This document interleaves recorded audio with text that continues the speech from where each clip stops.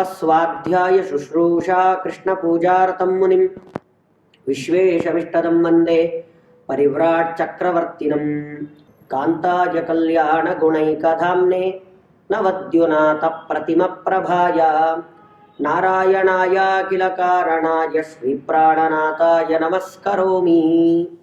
ತತಕ್ರಮೇಣ ಪ್ರಚಲನ್ನುಪೇಯಿವಾನ್ ಅವಂದತೇಂದೀವರ ಸುಂದರಚ್ಛವಿಂ ಅಂಭೋಜನಾಭಂ ಸಭುಜಂಗಶಾಯಿನಂ ಶ್ರೀವಲ್ಲಭಂ ಶ್ರೀಮದನಂತ ಸತ್ಪುರೇ. ಆಚಾರ್ಯರು ಸಂಚಾರವನ್ನು ಮಾಡ್ತಾ ತಾವು ಪಯಸ್ವಿನಿ ನದಿಯ ತೀರಕ್ಕೆ ಬಂದು ಆ ತೀರದಲ್ಲಿ ಮುಂದೆ ದುರ್ಗಾದೇವಿಯ ಅವತಾರ ಆಗತ್ತೆ ಅಂತ ವಿಶೇಷವನ್ನು ತಿಳಿಸಿ ಎಲ್ರಿಗೂ ಮುಂದೆ ಇಲ್ಲಿ ದುರ್ಗಾದೇವಿಯ ಅವತಾರ ಆಗ್ಲಿಕ್ಕಿದೆ. ಈ ಥರ ಯಾವ ತೀರ್ಥಕ್ಷೇತ್ರಗಳಿಗೆ ಹೋದಾಗಲೂ ಆ ತೀರ್ಥಕ್ಷೇತ್ರದಲ್ಲಿ ಇರುವ ಅಭಿಮಾನಿ ದೇವತೆಗಳನ್ನು ಅದರ ಸನ್ನಿಧಾನದಲ್ಲಿ ಅದರ ಹತ್ತಿರದಲ್ಲೇ ಇರುವ ಭಗವಂತನನ್ನು ಪ್ರಾರ್ಥನೆ ಮಾಡಿ ಅವನ ಅನುಗ್ರಹವನ್ನು ಪಡ್ಕೊಂಡು ಮುಂದಕ್ಕೆ ಹೋಗಬೇಕು ಅಂತ. ಇದು ಭಾಗವತದಲ್ಲಿ ಒಂದು ಮಾತು ಬರುತ್ತೆ, ಏನಂದರೆ ಹಯಗ್ರೀವ ದೇವರು ನಮ್ಮನ್ನ ಪತಿದೇವ ಹೇಲನಾಥ್ ಅಂತ ಕರೀತಾರೆ. ಪತಿ ದೇವ ಹೇಲನಾಥ್ ಅಂದರೆ ನಾವು ಯಾವುದಾದ್ರೂ ಊರಿಗೆ ಹೋಗ್ತಾ ಇರ್ತೇವೆ, ಹೋಗಬೇಕಾದ್ರೆ ನಮಗೆ ಆ ದಾರಿಯಲ್ಲಿ ಒಳ್ಳೆಯ ಸನ್ನಿಧಾನ ಇರುವಂತಹ ಭಗವಂತನ ವಿಶೇಷ ಸನ್ನಿಧಾನ, ಸ್ವಯಂ ವ್ಯಕ್ತ ಕ್ಷೇತ್ರಗಳು, ಆ ಸ್ವಯಂ ವ್ಯಕ್ತ ಮೂರ್ತಿ, ಭಗವಂತ ತಾನಾಗೆ ಬಂದು ನೆಲೆಸಿರುವಂತಹ ವಿಶೇಷ ಕ್ಷೇತ್ರಗಳು ನಾವು ಯಾವುದಾದ್ರೂ ಊರಿಗೆ ಹೋಗಬೇಕಾದ್ರೆ ಮಧ್ಯದಲ್ಲಿ ಸಿಗತ್ತೆ. ಸಿಕ್ಕಾಗ ಆ ಕ್ಷೇತ್ರಗಳಲ್ಲಿ ನಮ್ಮದ್ದೇ ಸ್ವಂತ ವಾಹನದಲ್ಲಿ ಹೋಗ್ತಾ ಇದ್ವಿ ಅಂದರೆ ಅಲ್ಲಿ ಇಳಿದು ಆ ಭಗವಂತನನ್ನು ನಮಸ್ಕಾರ ಮಾಡಿಕೊಂಡೇ ಮುಂದಕ್ಕೆ ಹೋಗಬೇಕು. ಇಲ್ಲದೇ ಇದ್ದರೆ ಅವನಿಗೆ ಅವಮಾನ ಮಾಡಿ ಮುಂದೆ ಹೋದಾಗೆ ಆಗತ್ತೆ. ಅಲ್ಲ, ಕೆಲವೊಂದು ಸತಿ ತುಂಬ ಅನಿವಾರ್ಯ ಇರುತ್ತೆ, ಹಾಗೆ ಹೋಗಬೇಕಾಗತ್ತಲ್ಲ ಅಂದರೆ ಅದಕ್ಕೆ ಹೇಳ್ತಾರೆ, ಕನಿಷ್ಠ ಪಕ್ಷ ಆ ಊರಿನ ಮೇಲೆ ನಾವು ಹೋಗಬೇಕಾದ್ರೆ ಅದಕ್ಕೆ ದೇವಸ್ಥಾನದ ಗೋಪುರಗಳನ್ನು ಗರುಡಗಂಬಗಳನ್ನು ಬಹಳ ಎತ್ತರಕ್ಕೆ ಯಾಕೆ ಹಾಕ್ತಾರೆ ಅಂದರೆ ದೇವರ ದರ್ಶನ ಮಾಡುವ ಸಾಧ್ಯತೆ ಅವಕಾಶಗಳು ನಮಗಿಲ್ಲದೆ ಇದ್ದರೂ ಕನಿಷ್ಠ ಪಕ್ಷ ಆ ದೇವರ ಗೋಪುರ ದರ್ಶನವನ್ನಾದರೂ ಮಾಡಿ ಹೋದರೆ ದೇವರಿಗೆ ಅವಮಾನ ಮಾಡದೆ ಮುಂದಕ್ಕೆ ಹೋದ್ವಿ ಅನ್ನುವ ಸಮಾಧಾನ ಅದು ನಮ್ಮಲ್ಲಿರತ್ತೆ ಅಂತ. ಹಾಗಾಗಿ ಇಲ್ಲಿ ಅದನ್ನೇ ಆಚಾರ್ಯರು ತೋರಿಸಿಕೊಟ್ರು. ಸುಮ್ಮನೆ ಹೋಗಬೇಕಾದ್ರೆ ಆ ದಾರಿಯಲ್ಲಿ ಸಿಗುವ ವಿಶೇಷತೆಗಳನ್ನು ನಾವು ಬೇರೆ ಯಾವ್ಯಾವುದೋ ವಿಶೇಷತೆಗಳನ್ನು ನಾವು ಕಳ್ಕೊಳ್ಳಿಕ್ಕೆ ಇಚ್ಛೆ ಪಡೋದಿಲ್ಲ. ಆ ಊರಿನ ವಿಶೇಷ ತಿಂಡಿ ತಿನಿಸುಗಳಿದ್ದರೆ ನಿಲ್ಲಿಸಿ ತಿನ್ಕೊಂಡು ಹೋಗ್ತೀವಿ. ಆದರೆ ಆ ಊರಿನ ವಿಶೇಷ ದೇವರ ಸನ್ನಿಧಾನ ಇದ್ದರೆ ಅದನ್ನೂ ಇದೇ ರೀತಿ ಗೌರವದಿಂದ ಆ ಭಗವಂತನಿಗೆ ನಾವು ನಮ್ಮ ಭಕ್ತಿಯನ್ನು ಸಮರ್ಪಣೆ ಮಾಡಿಯೇ ಮುಂದಕ್ಕೆ ಹೋಗಬೇಕು ಅನ್ನೋದನ್ನು ಆಚಾರ್ಯರು ಈ ಮೂಲಕ ತೋರಿಸಿಕೊಟ್ರು. ತಾವು ಏನೇ ಮಾಡಿದರೂ ಮುಂದೆ ಈ ಪರಂಪರೆ ಎಲ್ಲ ಶಿಷ್ಯರು ಕೂಡ ಅಥವಾ ಎಲ್ಲ ಜನರು ಇದನ್ನೊಂದು ಅನುಸರಿಸಿ ಬರಬೇಕು. ಮತ್ತು ಇದರಲ್ಲಿ ಯಾವುದೇ ರೀತಿಯಾದ ತೊಂದರೆ ಇಲ್ಲ, ಯಾರಿಗೂ ಯಾವ ವಿವಾದಗಳಿಲ್ಲ. ಬಹಳ ಸುಲಭವಾದ ಭಗವಂತನಿಗೆ ಬಹಳ ಪ್ರೀತಿಯಾಗುವಂತಹ ಕಾರ್ಯಗಳನ್ನು ಮಾಡ್ತಾ ಹೋಗ್ತಾರೆ. ಈ ಥರ ತಾವು ಹೋಗಬೇಕಾದ್ರೆ ಮುಂದಕ್ಕೆ ಅವರಿಗೆ ಸಿಗುವ ಕ್ಷೇತ್ರ ಯಾವುದಂತ ಹೇಳಿದ್ರೆ ಅನಂತ ಶಯನ. ಇವತ್ತಿನ ಏನು ತ್ರಿವೇಂದ್ರಂ ಅಂತ ಕರೀತಾರೆ ತಿರುವನಂತಪುರ, ಆ ತಿರುವನಂತಪುರ ಕ್ಷೇತ್ರಕ್ಕೆ ತಾವು ಬರ್ತಾರೆ. ಅಲ್ಲಿ ಬಂದು ಭಗವಂತನನ್ನು ವಿಶೇಷವಾಗಿ ಸ್ತೋತ್ರ ಮಾಡ್ತಾರೆ. ಅಂಭೋಜನಾಭಂ ಸಭುಜಂಗಶಾಯಿನಂ ಶ್ರೀವಲ್ಲಭಂ ಶ್ರೀಮದನಂತ ಸತ್ಪುರೇ. ಒಳ್ಳೆಯ ಕಾಂತಿ, ಬಹಳ ಚೆನ್ನಾಗಿದೆ ಅಲ್ಲಿಯ ಮೂರ್ತಿ. ಆ ಮೂರ್ತಿಯನ್ನು ತಾವು ಸ್ತೋತ್ರ ಮಾಡ್ತಾರಲ್ಲಿ. ಸ್ತೋತ್ರ ಮಾಡಿ ಬಹಳ ವಿಶೇಷವಾದ ಬಹಳ ಸುಂದರ ಮೂರ್ತಿ. 3 ಬಾಗಿಲುಗಳಿಂದ ದರ್ಶನವನ್ನು ಪಡ್ಕೊಳ್ಬೇಕು. ಮೊದಲಿಗೆ ಆ ಭಗವಂತನ ತಲೆಯ ಭಾಗ, ಆಮೇಲೆ ನಾಭಿಯ ಭಾಗ, ಕೊನೆಗೆ ಪಾದ. ಈ ರೀತಿಯಲ್ಲಿ ಭಗವಂತನನ್ನು ದರ್ಶನ ಪಡ್ಕೊಳ್ಳುವಂಥದ್ದು ಬಹಳ ವಿಸ್ತಾರವಾದ ದೊಡ್ಡ ಮೂರ್ತಿ ಅದು. ಅಲ್ಲಿ ಬಂದು ಭಗವಂತನ ದರ್ಶನ ಮಾಡಿ ಆ ಮೂರ್ತಿಯಲ್ಲಿರುವ ವಿಶೇಷತೆಗಳು, ಎಷ್ಟೊಂದು ಆಭರಣಗಳನ್ನು ಧರಿಸಿದ್ದಾನೆ. ಅಷ್ಟೇ ಅಲ್ಲದೆ ಲಕ್ಷ್ಮೀದೇವಿ ಪಾದ ಸೇವೆಯನ್ನು ಮಾಡುವ ರೀತಿಯಲ್ಲಿ ಅಲ್ಲಿಯ ಮೂರ್ತಿ ಇದೆ.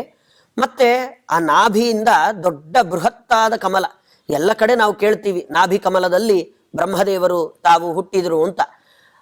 ಅಲ್ಲಿ ಅದನ್ನು ಕಾಣಬಹುದು. ಆ ನಾಭಿ ಕಮಲದಿಂದ ಬಹಳ ಚೆನ್ನಾಗಿ ಆ ಕಮಲದ ಹೂ ಮೇಲಕ್ಕೆ ಬಂದು ಆ ದೊಡ್ಡ ಕಮಲದ ಮಧ್ಯದಲ್ಲಿ ಬ್ರಹ್ಮದೇವರಿದ್ದಾರೆ. ಇಷ್ಟೆಲ್ಲ ವಿಸ್ತಾರವಾದ ಮೂರ್ತಿ. ಬೇಕಾದಷ್ಟು ದೇವತೆಗಳೆಲ್ಲ ಸುತ್ತ ನಿಂತು ಭಗವಂತನನ್ನು ಸ್ತೋತ್ರ ಮಾಡ್ತಿದ್ದಾರೆ. ನೋಡಲಿಕ್ಕೆ ಬಹಳ ಸುಂದರವಾದ ಮೂರ್ತಿ ಅದು.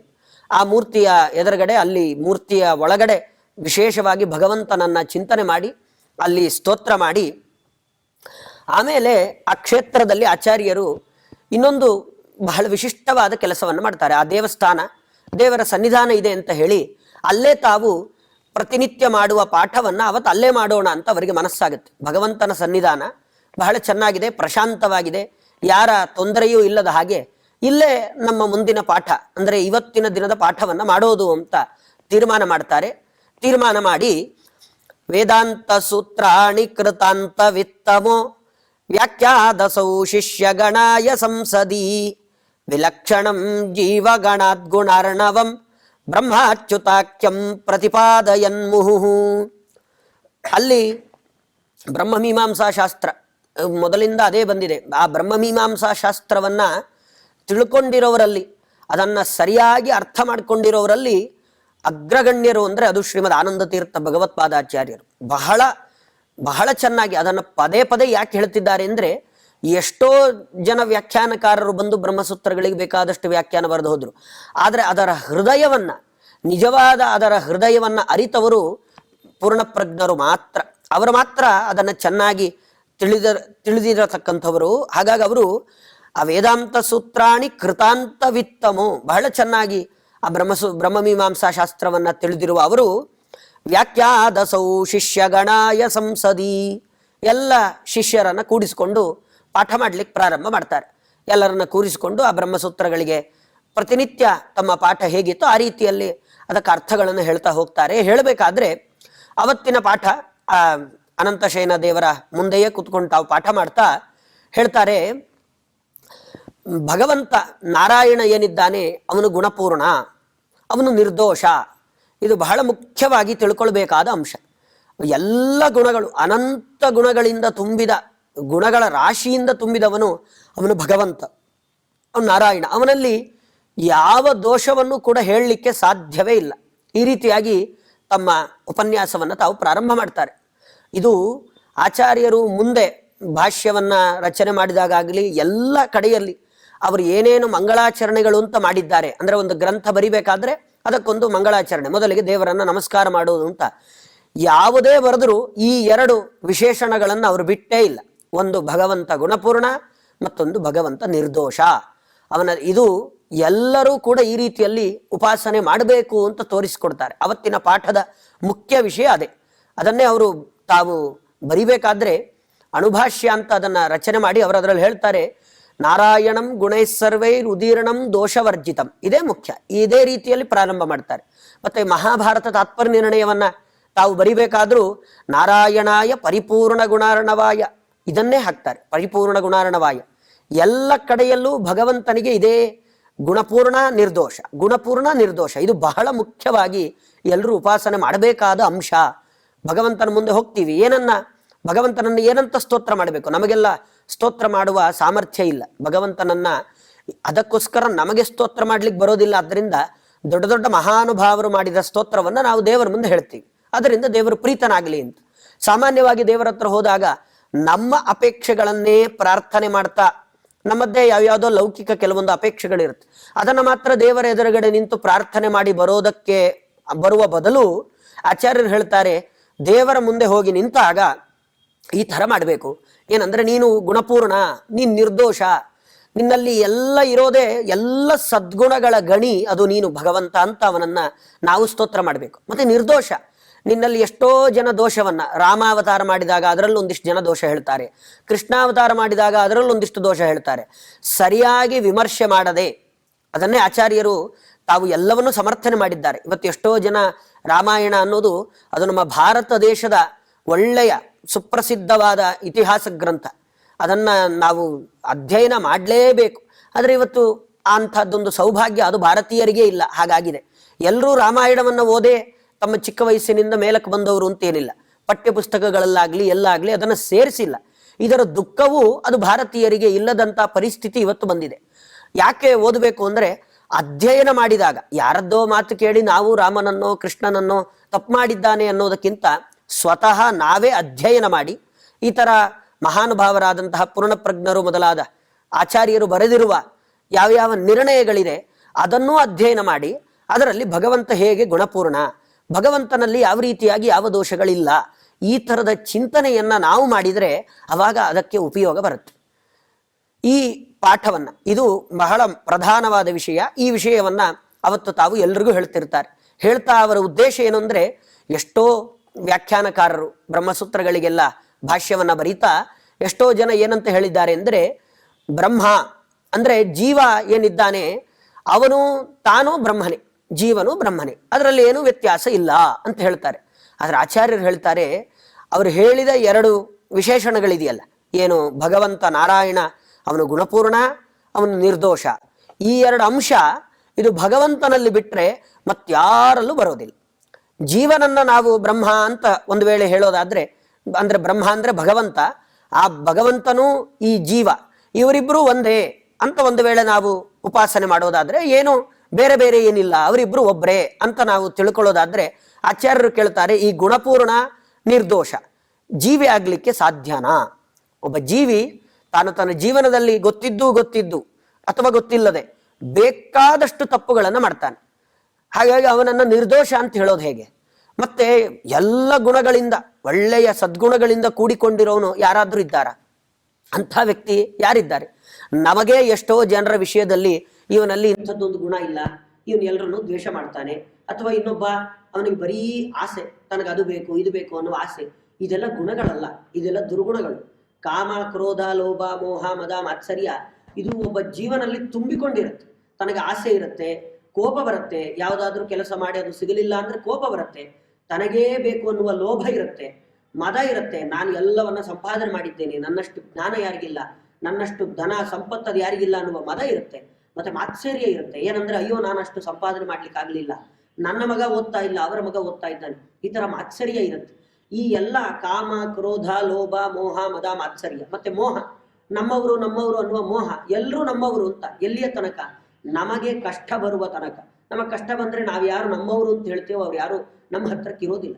ಒಟ್ಟು ಈ ವಿಷಯ, ಜೀವನಲ್ಲಿ ಗುಣಗಳನ್ನ ಹೇಳಲಿಕ್ಕೆ ಸಾಧ್ಯ ಇಲ್ಲ, ಅವನಲ್ಲಿ ಬೇಕಾದಷ್ಟು ದುರ್ಗುಣಗಳಿದೆ. ಅದೆಲ್ಲ ಇದರ ಸಂಪರ್ಕದಿಂದ, ಈ ಕಾಮಕ್ರೋಧಾದಿಗಳ ಸಂಪರ್ಕದಿಂದ ಅವರಿಗೆ ಬರುತ್ತೆ.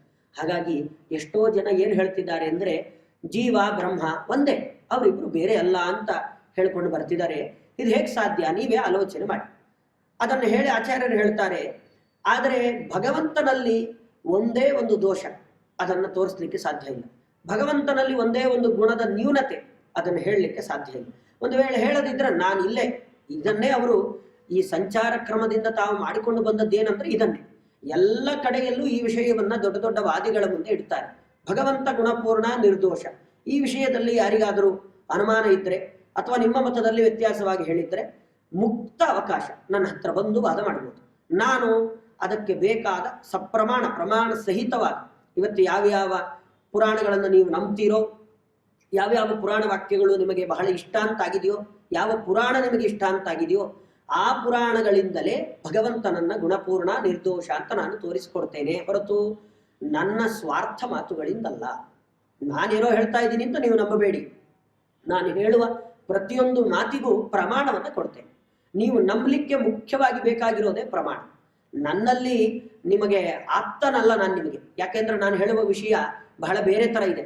ನನ್ನಲ್ಲಿ ನೀವು ನನ್ನನ್ನು ಆಪ್ತ ಅಂತ ನೀವು ಒಪ್ಕೊಳ್ಳಿಕ್ಕಾಗಲ್ಲ. ಯಾಕೆಂದ್ರೆ ನಮಗೆ ಯಾವ ವ್ಯಕ್ತಿ ಇಷ್ಟ ಆಗ್ತಾನೋ ಅವನು ಯಾವ ಮಾತು ಹೇಳಿದ್ರು ನಾವು ಕೇಳ್ತೀವಿ, ಅವ್ನು ಸುಳ್ಳೇ ಹೇಳ್ತಿದ್ರು ಅದನ್ನೇ ನಾವು ಕೇಳ್ತೀವಿ. ಯಾಕೆಂದ್ರೆ ಅವ್ನು ನಮಗೆ ತುಂಬಾ ಇಷ್ಟ ಅಷ್ಟೇ. ಅವ್ನು ಇಷ್ಟ ಆದ್ರಿಂದಾಗ ಅವ್ನು ಏನು ಹೇಳಿದ್ರು ಕೇಳ್ತೀವಿ.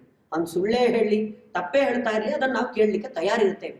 ಅದನ್ನು ಆಚಾರ್ಯ ಹೇಳ್ತಾರೆ, ನಾನು ನಿಮಗೆ ಇಷ್ಟ ಇಲ್ಲ ಗೊತ್ತು, ಆದ್ರೆ ನಿಮಗೆ ಇಷ್ಟವಾಗಿರುವಂತಹ ಯಾವೆಲ್ಲ ಪುರಾಣಗಳಿದೆ ಅಥವಾ ಯಾವ ಆಗಮ ಇದೆ, ಯಾವ ಶ್ರುತಿ ಸ್ಮೃತಿಗಳು ಯಾವ್ದ್ಯಾವ್ದಿದೆ, ಅದು ಎಲ್ಲವನ್ನೇ ಪ್ರಮಾಣವನ್ನಾಗಿ ಕೊಟ್ಟು ನಾನು ನಿಮಗೆ ಭಗವಂತನನ್ನ ಗುಣಪೂರ್ಣ ನಿರ್ದೋಷ ಅನ್ನೋದನ್ನ ಸಾಬೀತುಪಡಿಸ್ತೀನಿ ಅಂತ ಇಷ್ಟು ಅಂಶವನ್ನ ಒಳಗೊಂಡಂತಹ ಪಾಠವನ್ನ ಅನಂತಶಯನನ ಮುಂದೆ ತಾವು ಪಾಠ ಮಾಡ್ತಿದ್ದಾರೆ.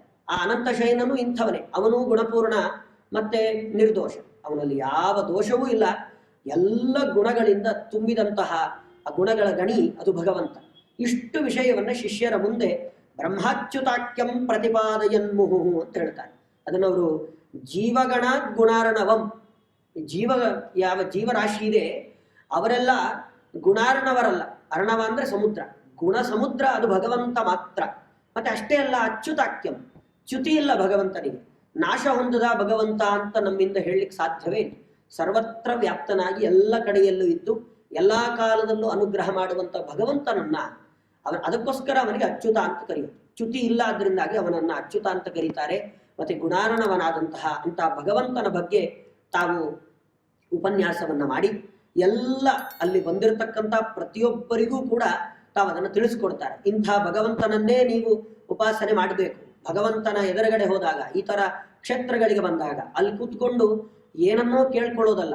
ಬೇಡದ ವಸ್ತುಗಳು ಲೌಕಿಕವಾಗಿದ್ದು ಲೌಕಿಕದಲ್ಲಿ ಇರುತ್ತೆ, ಇವತ್ತಿಗಿರುತ್ತೆ, ನಾಳೆಗಿರೋದಿಲ್ಲ, ಈ ಕ್ಷಣಕ್ಕಿರುತ್ತೆ, ಇನ್ನೊಂದು ಕ್ಷಣಕ್ಕಿರೋದಿಲ್ಲ.